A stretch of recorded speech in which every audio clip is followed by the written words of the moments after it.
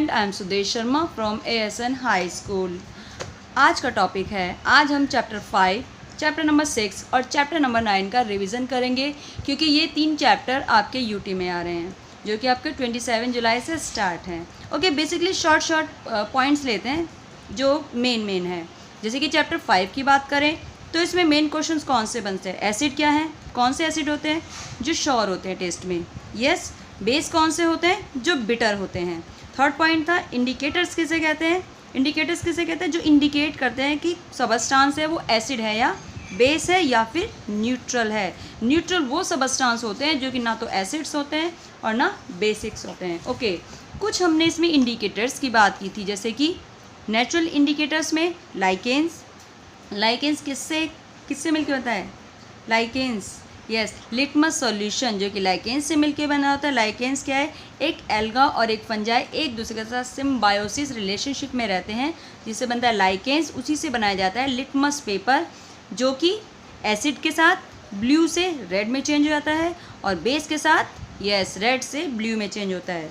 Okay, फिर उसके बाद हमने बात की थी टर्मरिक, हल्दी जो हमारे घर में पाई जाती है, जो बेस के साथ मिक्स होकर रेड कलर देती है। ध्यान दिया ना, आपके कपड़ों पे कभी कभी अगर सब्जी गिर जाती है तो साबुन से धोने पर वो येलो से रेड कलर में चेंज हो जाता है। ओके, फिर उसके बाद चाइना रोज़ की पेटल्स नहीं होते हैं, गुड़हल का फूल के पेटल्स हैं, वो इंडिकेटर्स में यूज़ किए जाते हैं। फिर हमने इसमें बहुत एक सबसे मेन प्रोसेस पढ़ा था, neutralisation. What mean neutralisation, acid और बेस एक दूसरे के साथ जब मिक्स किए जाते हैं तो सॉल्ट और वाटर बनाते हैं। सॉल्ट जो कि न्यूट्रल होता है, ना तो एसिड्स होता है और ना ही वो बेसिक होता है, यस। उसके बाद न्यूट्रलाइजेशन हमारी लाइफ में बहुत सारे होते हैं, हमने वो भी पढ़े थे। जैसे इनडाइजेशन, पेट में अगर हमारी डाइजेशन प्रॉब्लम हो रही है, एक्चुअली डाइजेशन प्रॉब्लम क्यों होती है, पेट में स्टमक के अंदर HCl एसिड का बढ़ जाना। जिसे हम बेस अगर लेते हैं तो एसिड क्या है, बेस के या बेस एसिड के इफेक्ट को ख़त्म कर देता है, फिनिश कर देता है और न्यूट्रल कर देता है, जिससे कि हम एसिड से छुटकारा पा लेते हैं।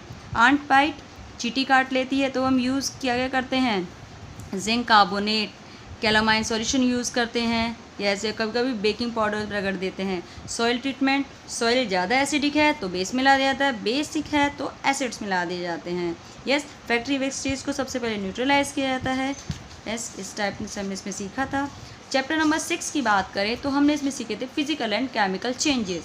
फिजिकल चेंजेस कौन से होते हैं, यस, जिसमें कोई भी नया प्रोडक्ट नहीं बनता, सिर्फ और सिर्फ किस में चेंजेस होते हैं, सिर्फ उसकी फिजिकल प्रॉपर्टी। जैसे शेप बदल गई, जैसे पेपर को फाड़ दिया, शेप चेंज कर दी, साइज़ बदल गया, कलर बदल जाता है, या स्टेट मतलब गैस, लिक्विड, सॉलिड स्टेट में चेंजेस हो जाते हैं। This is called physical change. Chemical change जिसमें कि नया प्रोडक्ट बनता है, जैसे कि आयरन, रस्टिंग ऑफ आयरन, जंग लगना, यस। बहुत सारे प्रोसेस अपने डेली रूटीन लाइफ में देखते हैं, ओके, जिसमें कि एक नया प्रोडक्ट बनता है, स्टेट भी चेंज हो जाता है, कलर भी चेंज हो जाता है, in many more, that's it. फिर हमने इसमें मेन प्रोसेस पढ़ा था। इसके बाद रस्टिंग ऑफ आयरन क्यों होता है, इसका कारण क्या है रस्टिंग का, presence of humidity and oxygen, yes. Iron जब ऑक्सीजन से रिएक्शन करके, ह्यूमिडिटी मतलब वाटर की प्रेजेंस में रिएक्शन करके रस्ट बना लेता है, इसी प्रोसेस को कहा जाता है रस्टिंग ऑफ आयरन, मीन जंग लगना। ओके, इसे हमने बचने के बहुत सारे उपाय सीखे थे बस आयरन को रस्टिंग से बचाने के लिए। जैसे कि फर्स्ट ऑफ ऑल पेंट कर दिया, ग्रीस लगा दिया जाता है, ऑयल डिपॉजिट किया जाता है, या फिर एक दूसरा प्रोसेस सीखा था, कौन सा, गैल्वनाइजेशन, जिसमें आयरन के ऊपर क्रोमियम या जिंक की एक लेयर डिपॉजिट कर दी जाती है, ऐसे this is the galvanisation. Okay, फिर हमने क्रिस्टलाइजेशन का प्रोसेस सीखा था। एक्चुअली क्या है ना, बहुत सारे ऐसे प्रोडक्ट हैं जो प्योर फॉर्म में नहीं पाए जाते, उन्हें उनकी प्योर फॉर्म में लाने के लिए हम उसे क्रिस्टलाइज करते हैं। जो क्रिस्टल्स हमें प्राप्त होते हैं वो जिस भी मटेरियल को हमें प्योर फॉर्म चाहिए उस मटेरियल की प्योर फॉर्म में होते हैं by the process of crystallisation. Okay, फिर हम बात करते हैं अपने चैप्टर नंबर 9 की।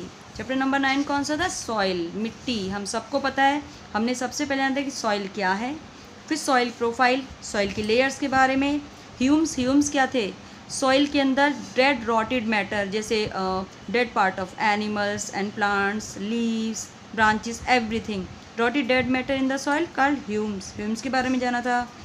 और फिर सॉइल बनती कैसे है, ब्रेकिंग डाउन ऑफ रॉक्स, बड़ी बड़ी रॉक्स है, विंड वाटर क्लाइमेट के एक्शंस के द्वारा जो सॉइल धीरे धीरे क्या होते हैं, रॉक धीरे धीरे सॉइल में चेंज होने स्टार्ट हो जाते हैं।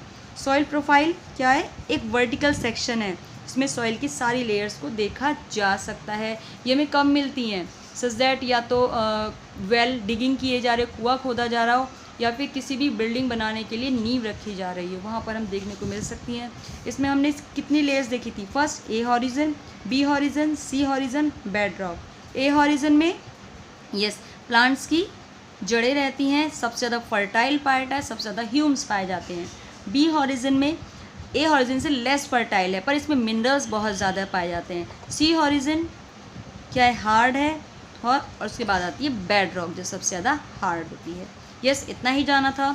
उसके बाद बात करते हैं सॉइल के टाइप्स की। बहुत सारे सॉइल के टाइप्स कहते हैं, जैसे first is Sandy soil, second is clay soil, third is loamy soil.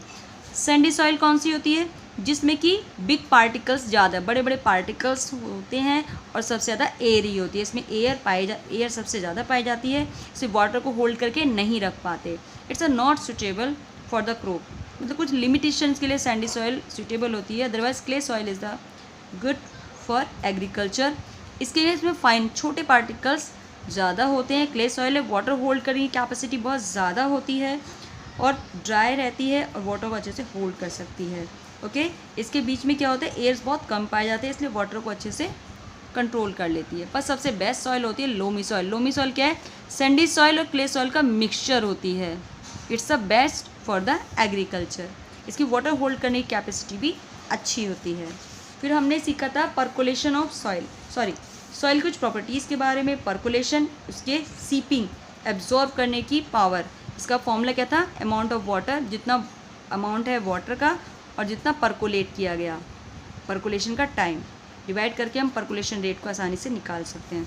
Moisture in the soil, फिर हमने सीखा था absorption of water bye soil के द्वारा, वाटर का एब्जॉर्प्शन किसके द्वारा होता है, yes by the xylem. Yes इसके बारे में जाना था। सॉइल, डिफरेंट टाइप की सॉइल और डिफरेंट टाइप कौन सी सॉइल में कौन सी क्रॉप्स को उगा सकते हैं उसके बारे में जाना था। बस इसे अच्छे से प्रिपेयर कीजिएगा, बाकी क्वेश्चंस आपको सेंड कर दिए गए हैं। Thank you so much, have a nice day.